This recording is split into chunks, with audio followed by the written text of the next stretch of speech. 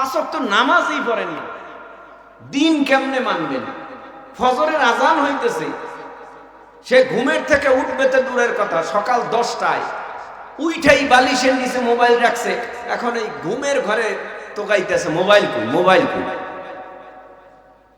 2 বছর, 2.5 বছর, 3 বছরের বাচ্চা মোবাইল ছাড়া খানা খায় না, মোবাইল ছাড়া ভাল লাগে না। মোবাইল আছে তো ও আছে, মোবাইল নেই ও নাই, ওর খানা 1 সপ্তাহ লাগবে না, খালি মোবাইলটা পাইলেই হয়। এই মোবাইলের কারণে ধ্বংস হয়ে যাইতেছে সমাজ। এই মোবাইলের কারণে আজ তুই বেয়াদব হয়ে গেছো, মুরব্বিদেরকে সালাম দাও না, রাস্তায় হাঁটলে মুরব্বিদের সাথে বেয়াদবি করো। মোবাইলের কারণে ধ্বংস হয়ে যাইতেছে ব্যক্তি, পারিবারিক, সামাজিক, অর্থনৈতিক সব দিক থেকে মোবাইলের ঝামেলায় সব দূষণ করে ফেলছে, সব সর্বনাশ করে ফেলছে। সিফাই সাফাই দেখলাম তো খালি মোবাইল টিপতেছে আর গেমস খেলতেছে, কি যে চাউল চলতেছে। তোরে তোর মোবাইলে ধ্বংস করবে, তোরে তোর মোবাইলে জীবন সর্বনাশ করবে। অল্প বয়সের ব্যবধানে তোর জীবনটা সর্বনাশ হবে, তোর যৌবনতার পাওয়ার ধ্বংস হবে, তোর জীবনে পারিবারিক সম্পর্ক নষ্ট হবে, চেহারায় লাবণ্য নাই, কোমর মনে হয় জানি একদম ধ্বংস হয়ে গেছে। কারণ শুধুমাত্র mobile mobile mobile mobile mobile, মোবাইলে খাইছে, সর্বনাশ করছে। বেটা মোবাইলকে আমরা চালাই না, আমাকেও তো মোবাইল আছে, মোবাইলে দুটোটাই আছে, ভালোটাও আছে খারাপটাও আছে। কোরআন তেলাওয়াত শুনতে তোমারে নিষেধ করছে, ওয়াজ শুনতে নিষেধ করছে, মাসালা মাসাইল শেখা যায়, কোরআনের মধ্যে বহু হাদিসের কিতাব আছে পড়া যায়, বহু কোরআনের আয়াত আছে, কোরআন শরীফ আছে, এগুলি মোবাইলতে দেখা যায়। আল্লাহ আমাদের ধৈর্যের পরিচয়, কিছু কথা বলা ও শোনার তৌফিক দেন, বলে না আমি। রাগ করব না ভাই, কারণ সমাজের অবস্থা খুব খারাপ, খুব খারাপ। ব্যক্তিগত জীবন ধ্বংস, পারিবারিক জীবন ধ্বংস। মোবাইলের কারণে কি লাভটা হয়েছে দেখেন। মেয়েটা পরে ক্লাস 4 বা 5, ছেলেটা পরে ক্লাস 6 বা 7। এই ছেলের মোবাইলের কি দরকার আছে? বাবা শখ করে তারে মোবাইল কিনে দিছে, তাও কি মোবাইল? Touch mobile. সে কি নেবে? গ্যালাক্সি, ভালো দামিটা, তো ভালো দামি মোবাইল দিছে। ও বা মেট্রিক পাস করতে পারে নাই, গভীর রাত্রে কম্বলের নিচে বইয়া রিলেশন চলতেছে, এমন ভাবে রিলেশন চলছে, অল্প বয়সের পোলা অল্প বয়সের মাইয়া লইয়া এই দেশ থেকে এই দেশে গভীর রাত্রে হিজরত করিয়া বালায়। কি উপকারটা করছে মায়, খালি চোখে তেল দিয়া রাত্রবেলা কান্না করে। কান্দো মাগো তুমি জনমের কান্দা, কাঁদো বাবা তুমি কান্দো, সমস্যা নাই, তোমার কান্নায় কোনো কিছুই হবে না। এই ধ্বংস করেছো তোমার মেয়েটাকে তুমি, ধ্বংস করেছো তোমার ছেলেটাকে তুমি, অল্প বয়সে তাদের জীবনটা নষ্ট করে দিছো মা বাবা, ঠিক কিনা? যেই ঘরের ভেতরে শাসন আছে ওই ঘরের ছেলে সন্তান আজও ভদ্র আদর্শ। যেই ঘরের সন্তানের মধ্যে শাসন নাই, মা বাবার শাসন নাই, ওই সন্তান আজও খারাপ বেয়াদব হয়েই সমাজে চলাফেরা করে। ভাইরা আমার, একটু আনুষঙ্গিক কথা বললাম।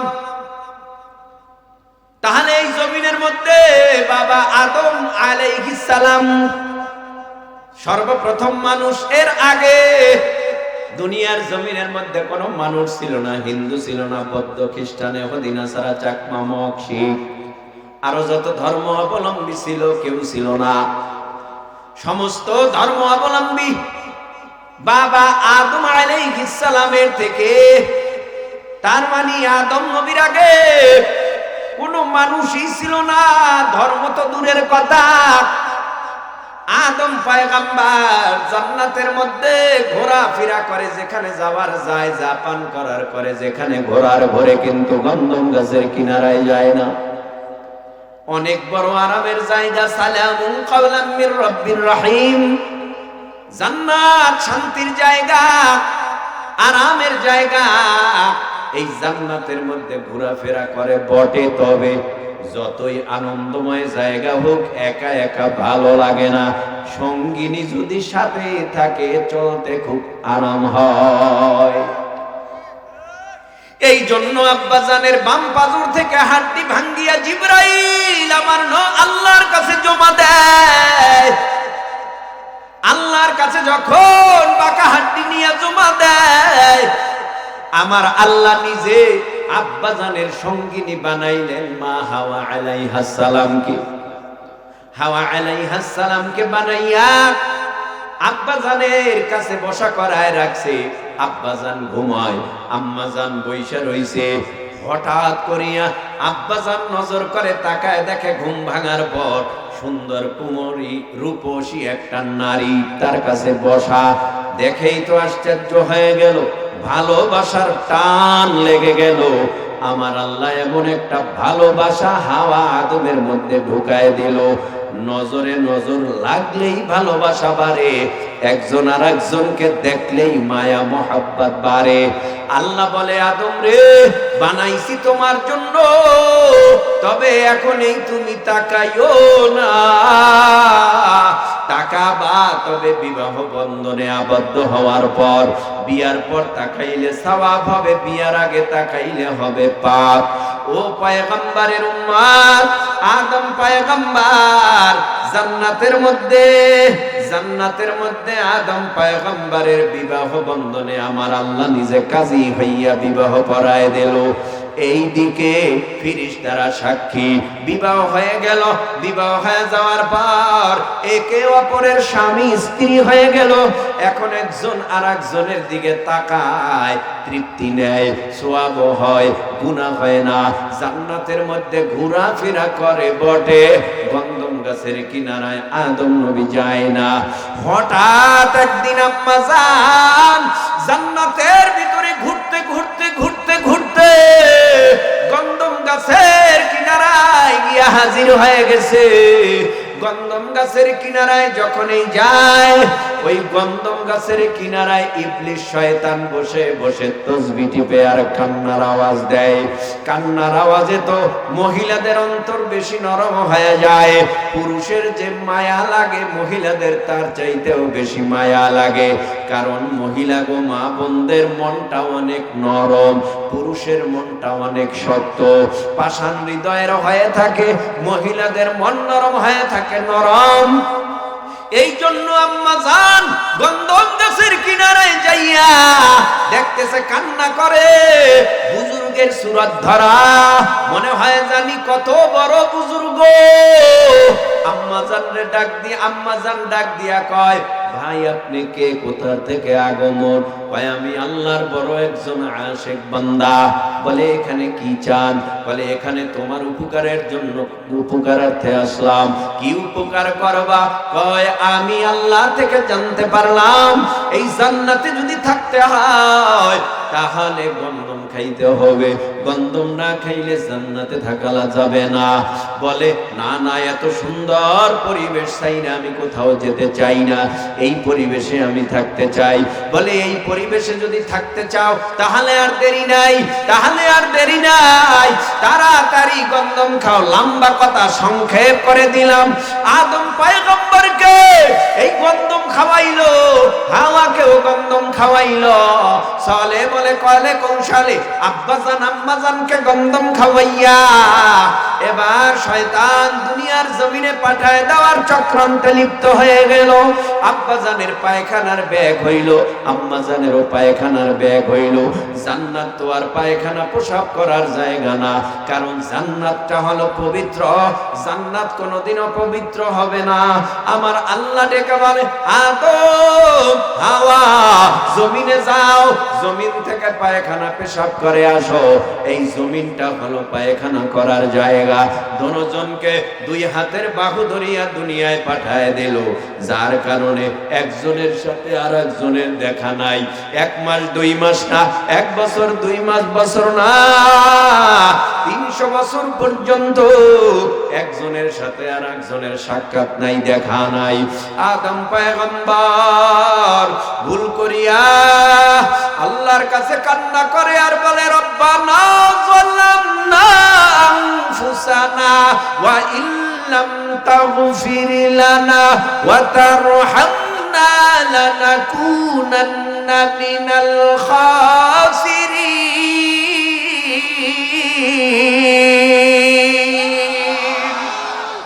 আল্লাহ পাক রব্বুল আলামিনের পয়গম্বর দোয়া করে আল্লাহর কাছে আর বলে, রব্বানা যালামনা আনফুসানা, হে রব জুলুম করেছি আনফুসানা নফসের সাথে, ওয়া ইল্লাম তাগফির লানা আমারে ক্ষমা করে দাও, ওয়া তারহামনা লানাকুনান্না মিনাল খাসিরিন তুমি যদি আমারে ক্ষমা না করো, মাফ না করো, আমি ধ্বংস হয়ে যাব। রব্বানা যালামনা আনফুসানা ওয়া ইল্লাম তাগফির লানা ওয়া তারহামনা লানাকুনান্না মিনাল খাসিরিন। না না, তারপরও ক্ষমা হয় না, মাফ হয় না।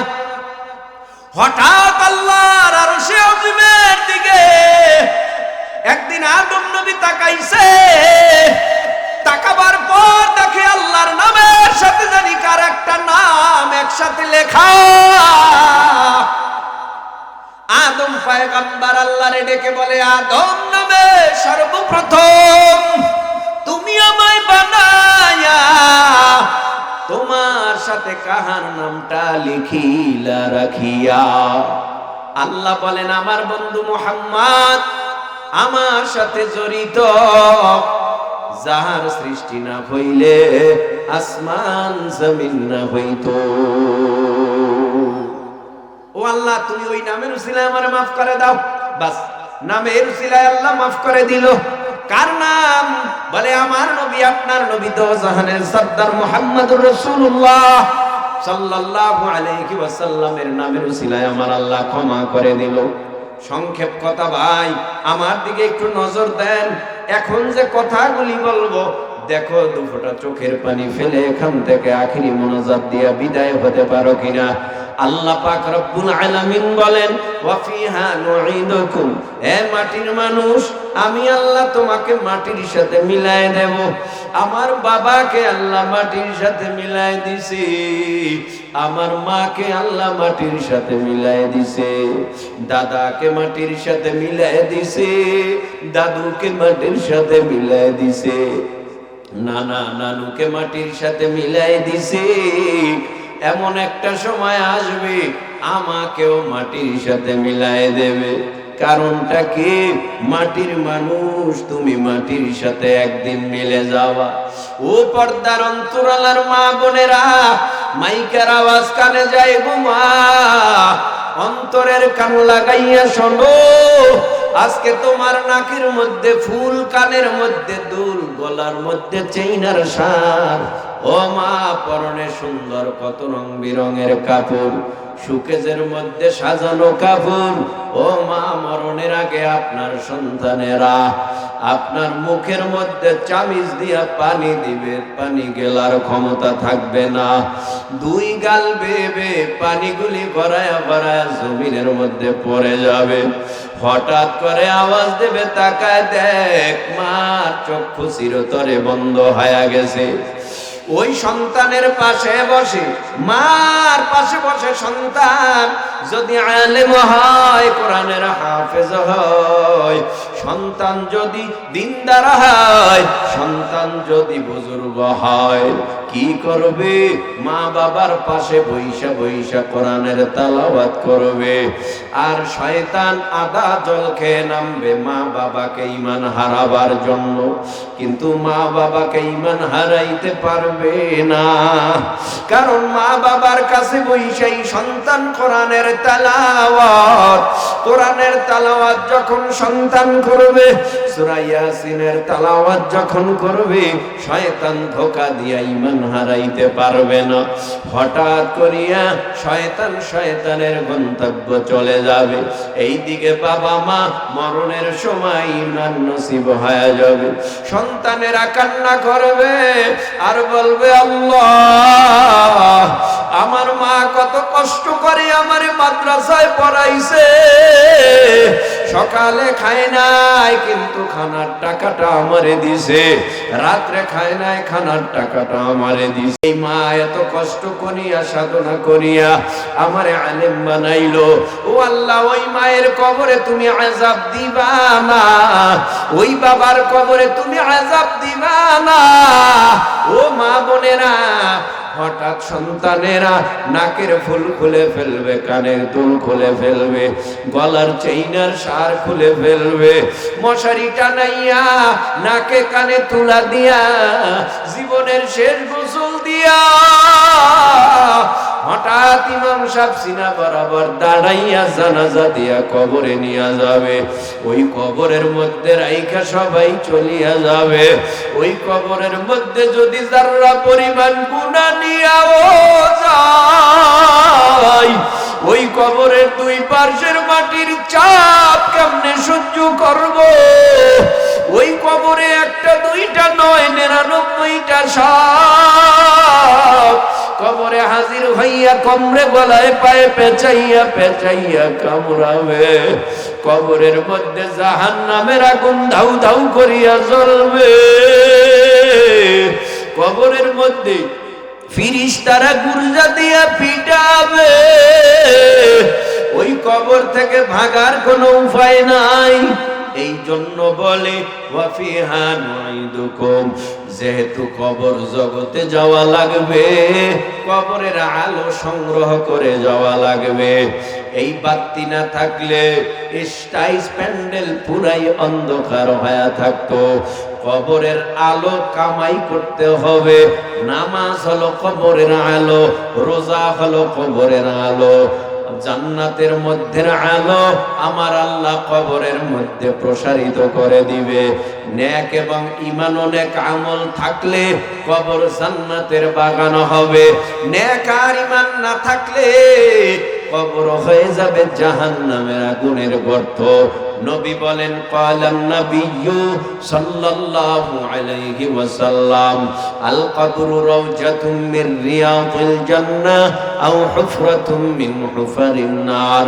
কারো কারো কবর জান্নাতের বাগান হবে। কার কবর? নবী বলেন, যার মধ্যে ঈমান আর নেক থাকবে তাদের কবর জান্নাতের বাগান হবে। আর যার মধ্যে ঈমান আর নেক নাই তাদের কবর জাহান্নামের আগুনের গর্ত হয়ে যাবে।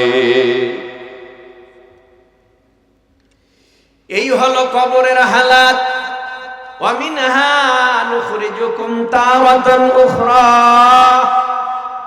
আবার এই মাটির থেকে আমার আল্লাহ জীবিত বানাইয়া আল্লাহর আদালতে আল্লাহ আমাদের হাজির করবে।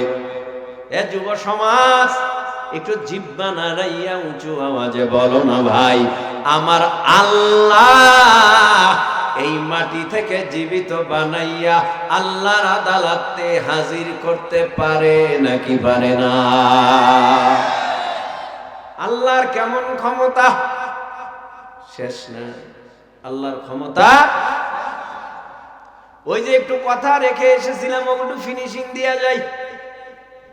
আদম নবীরে বানাইয়া দুনিয়ায় পাঠাইয়া আল্লাহ দুটো কর্মসূচি দিছে। এক নাম্বার কর্মসূচি হলো আমানতু বিল্লাহ, ঈমান, অদৃশ্যের উপরে বিশ্বাস। ঠিক আছে? অদৃশ্যের উপরে। আল্লাহরে দেখেন আপনারা? এই কথা বলেন, আল্লাহরে দেখেন তারপরে মানেননি? মানেন কেন? এই যে না দেখা মানার নামই হলো ঈমান।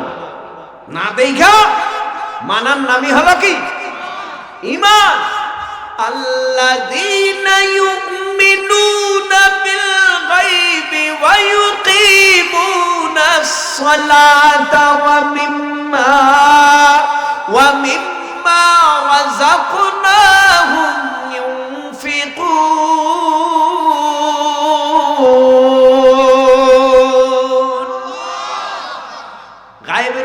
বিশ্বাস কইরাই তো নামাজ পড়ি, গায়েবের উপরে বিশ্বাস কইরাই তো যাকাত প্রদান করি। তার মানে আল্লাহরে আমরা দেখি না, তারপরেও আমরা আল্লাহ মানি, এটার নামই হলো ঈমান।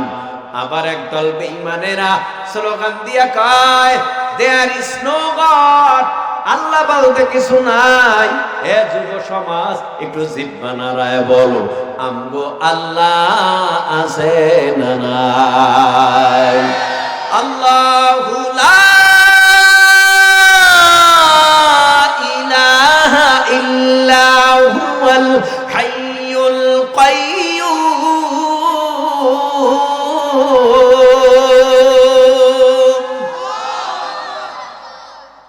আল্লাহু আকবার বললে গুনাহ হয় মনে হয়, আল্লাহু আকবার বললে গুনাহ হয় মনে হয়, কথাই কয় না, সওয়াব হয়নি। তো সওয়াবের দরকার আপনাদের নাই। যার যার আছে আল্লাহু আকবার তেলাওয়াতের পরে জোরে বলবেন ইনশাআল্লাহ। বলবেন তো? তাহলে বলেন আল্লাহু আকবার। আল্লাহু লা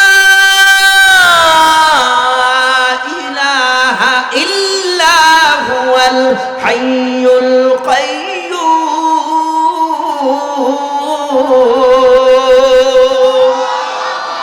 লা তা'খুযুহু সিনাতুন ওয়ালা নাওম।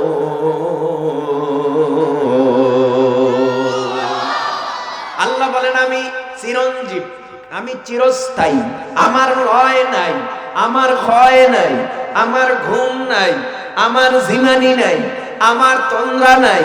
লাম ইয়ালিদ ওয়া লাম ইউলাদ, আমার ছেলে নাই, আমার মেয়ে নাই, আমারে কেউ জন্ম দেয় নাই, আমি কারো থেকে জন্ম নেই নাই।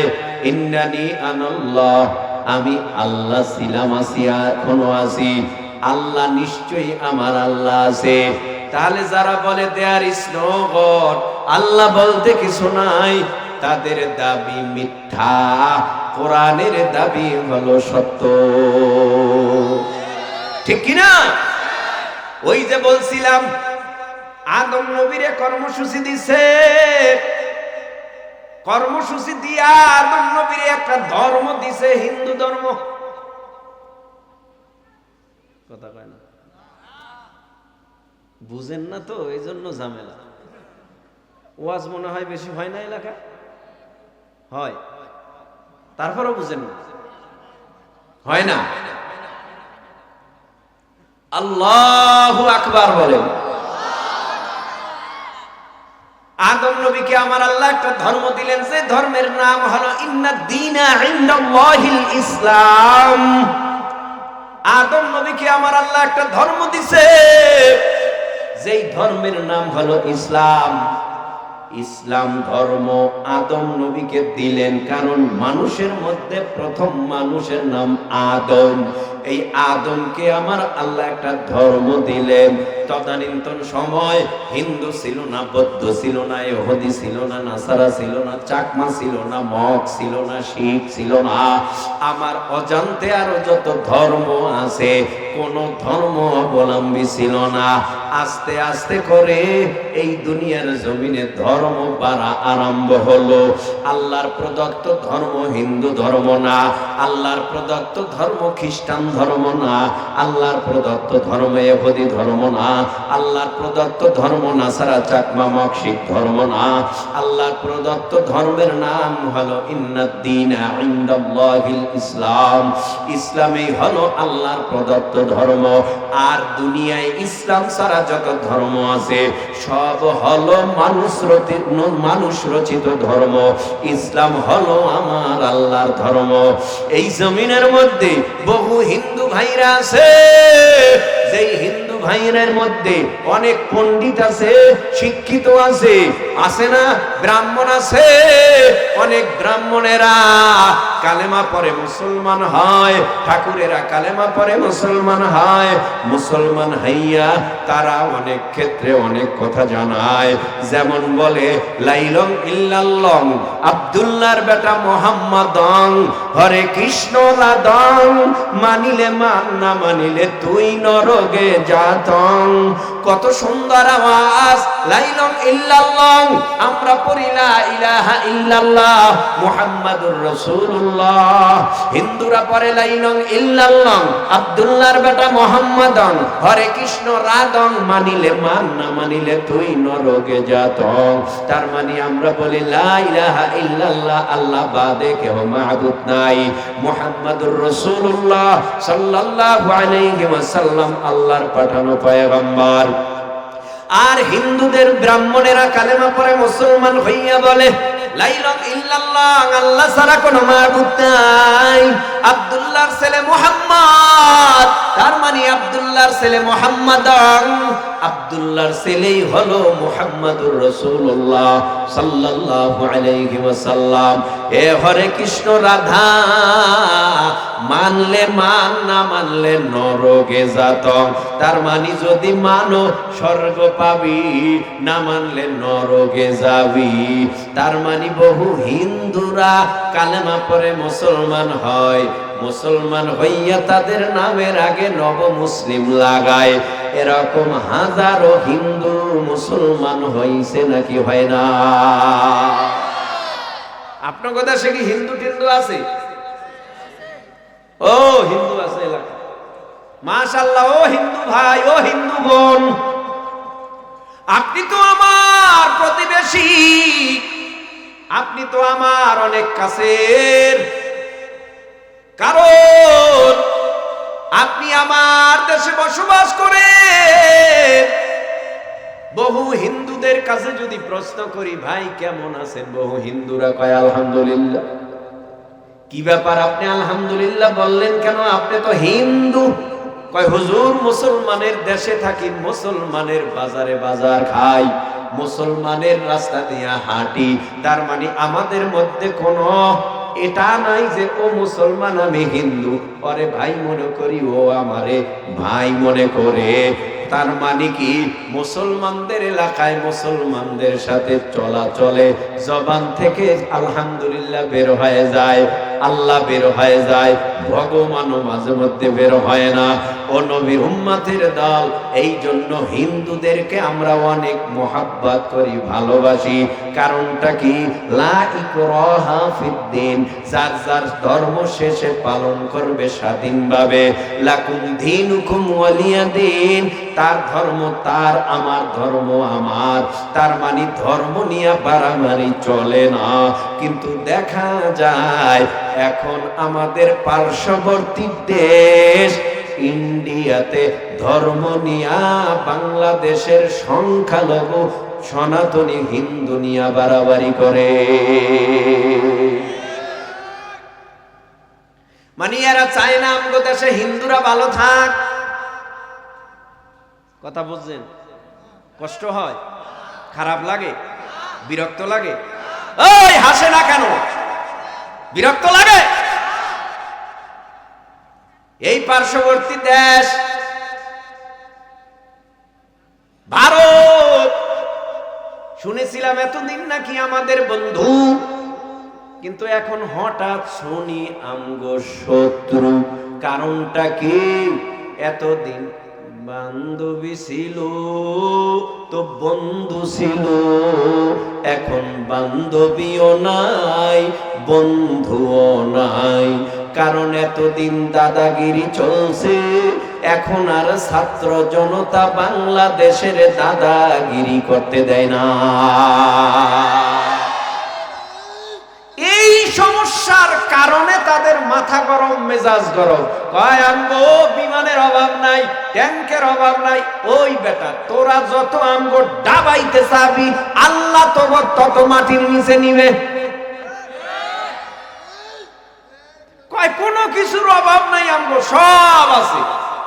আরে ভাই, তঙ্গ গ্যানেট তোমাদের কাছে, তঙ্গ কামান তোমাদের কাছে, তঙ্গ বিমান তোমাদের কাছে, তঙ্গ ক্ষেপণাস্ত্র তঙ্গ কাছে, আমগো কি সমস্যা হবে? না না, সব মাইরা ফালামু, দখল কইরা নিমু। কসম আল্লাহর, যেই দেশের মানুষ এই দেশ থেকে 15 বছরের স্বৈরাচারকে যদি ছাত্র জনতারা হাওয়াইতে পারে, তাহলে এই দেশের ইঞ্চি ইঞ্চি পরিমাণ মাটির উপরে যদি কোনো বেঈমান থাবা দেওয়ার চেষ্টা করে, আবারও যুদ্ধ হবে। প্রয়োজনে ওই বেঈমানদের কোমরও আমরা রাখবো না, পিটাইয়া ভেঙে দিব। কারণ কি জানো? ওই নারায়ে তাকবীরে কাম হইব না, এই নারায়ে তাকবীরে কাম হইব না। আমগো তাকবীর হতে হবে শাহজালালের মতো, আমাদের তাকবীর হতে হবে আল্লামা সাইদির মতো, আমাদের তাকবীর হতে হবে আল্লামা আজিজুল হকের মতো, আমাদের তাকবীরের আওয়াজ হতে হবে সৈয়দ ফজলুল করিমের মতো, আমাদের তাকবীরের আওয়াজ হতে হবে আল্লাহ ওয়ালাদের মতো, যেই আওয়াজে নাস্তিক বেঈমান ইহুদির দালালেরা ভয়ের চোটে ইঁদুরের মতো গর্তে পালাবে, আর মাথা উঠাইয়া বেঈমানেরা মুসলমানের বিরুদ্ধে কথা বলতে পারবে না। ঠিক কি না? ওরে ভাই, আমাদের কোনো চিন্তা নাই, কারণ আমরা ভালো করে জানি হিন্দুদের কাছে এই বাংলার জমিনে যে হিন্দু ভাইরা বসবাস করে, খ্রিস্টান, ইহুদি, নাসারা, চাকমা, মগশিক সবাই জামাই আদরে থাকে, জামাই আদরে থাকে, জামাই আদরে থাকে। আমরা কেউ তাদের মারি না।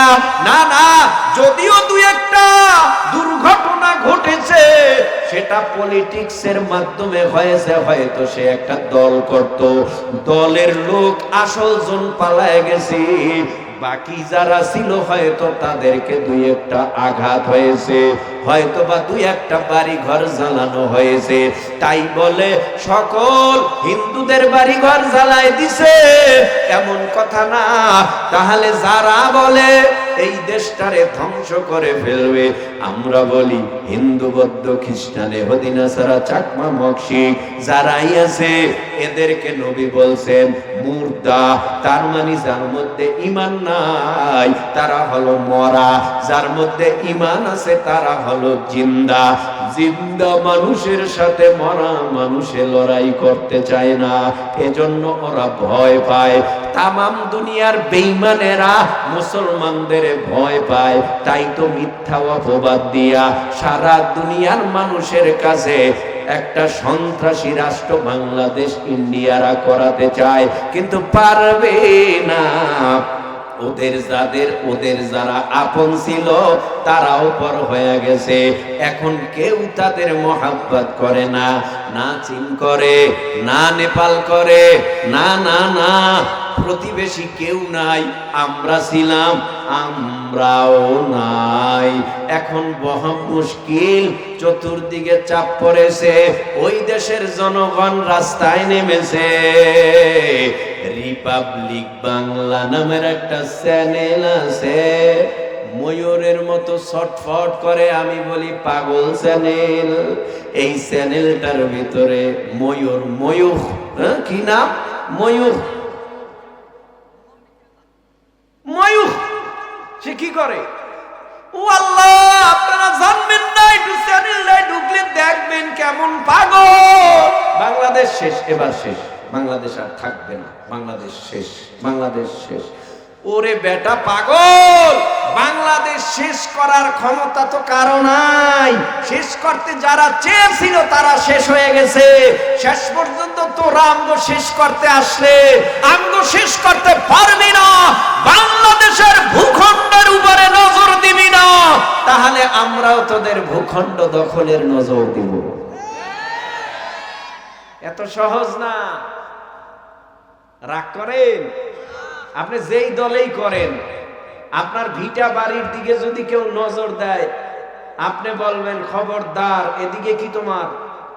এটা আমার দলিলি সম্পত্তি, আমার বাবার জায়গা, আমার বাবার ঘর, আমার উত্তরসূরি বাবার, তুমি এটার দিকে নজর কেন দাও? এটা আমার দলিল। কি? কোনো দলিল নেই। দলিল না হইলে তাড়াতাড়ি ভাগ, নালে পিঠের চামড়া থাকবে না। ইন্ডিয়া যে বলে এটা এই স্বাধীনতা ভারতের স্বাধীনতা। কেন ইন্ডিয়ার মোদি জি স্ট্যাটাস দিছিল না যে ৭১-এর স্বাধীনতা এটা ভারতের স্বাধীনতা? কয়দিন আগে শুনলাম ওই ইন্ডিয়ার এক নেতা সে বলে যারা শহীদ হয়েছিল এরা সবাই ভারতীয় ছিল, যুদ্ধে যারা শহীদ হয়েছিল ৩০ লক্ষ এরা বলে সব ভারতীয় ছিল। মানে কি বলবেন, পাগলে কিনা কয় ছাগলে কিনা খায়, এই হলো হালাল। যাই হোক, আপনারা সচেতন থাকবেন ইনশাআল্লাহ, তৈরি থাকবেন ইনশাআল্লাহ। কিসের জন্য তৈরি থাকবেন? এই ভূখণ্ড যেন, এই ভূখণ্ডর দিকে যেন কোনো বেঈমান নজর দিতে না পারে।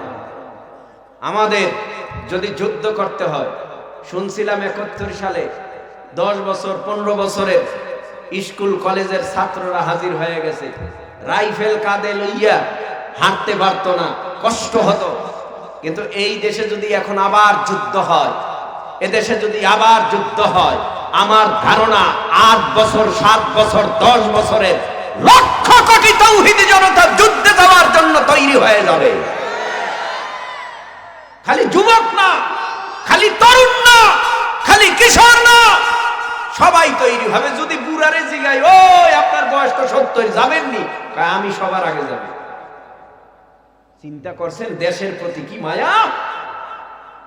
কি জন্য যাবে? দেশ রক্ষা করার জন্য যাবে। আল্লাহ মাফ করুন, আমিনের আওয়াজ জোরে দেন। অনেক কথা বললাম, অনেক কথা বলার ছিল, রাত অনেক হয়ে গেছে। আপনারাও মোহাব্বত করছেন, হুজুরে দাওয়াত দিছে, হুজুরে অনেক প্রিয় মানুষ মোহাব্বত করে, আমিও আসছি আমাদের ওয়াজে। গতকালকেও মনে হয় কম হলেও ৫-৭ হাজার লোক হয়েছে। তো আপনাদের এলাকার মানুষের কি হয়েছে? লোক কই? বক্তাদের খোরাক হলো শ্রোতা, শ্রোতা পাবে, বক্তারা ভালো কথা বলবে। তারপরেও আমি ভাবছিলাম কি বলবো না বলবো, হয়তো আপনারা দোয়া করছেন বলে আমি কিছু বলতে পেরেছি। আপনারা রাগ তো করেন না? যাক, আমি মেহমান, আপনারা মেজবান। 3 ব্যক্তির দোয়া ফেরত আসে না, কবুল হয়। মা বাবার দোয়া কবুল হয়, বদদোয়াও কবুল হয়। মাজলুমের দোয়াও কবুল হয়, বদদোয়াও কবুল হয়। মুসাফিরের দোয়াও কবুল হয়, বদদোয়াও কবুল হয়। তার মানে বদদোয়া হাত তুইলা দেওয়া লাগে, আল্লাহ তুমি ওরে ধ্বংস করে দাও, এটা হাত তোলা লাগে না। কষ্ট পাইছে মা বাবা ছেলে সন্তানের থেকে, বাস বদদোয়া হয়ে গেছে।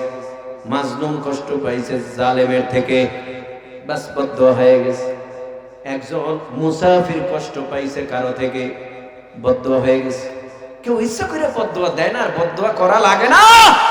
বদদোয়ার কাজ করলে বদদোয়া বেড়া ভাঙা ঘরে যাবে, দোয়ার কাজ করলেও ঘরের দরজা দিয়ে দোয়া প্রবেশ করবে। দোয়া চাওয়া লাগে না, দোয়া চাওয়া লাগে না, দোয়ার কাজ করতে হয়। যাই হোক, মাহফিলের আয়োজন করছি যারা, এটা কি প্রথম বছর না আরো আগে? ও, 4র্থ বছর।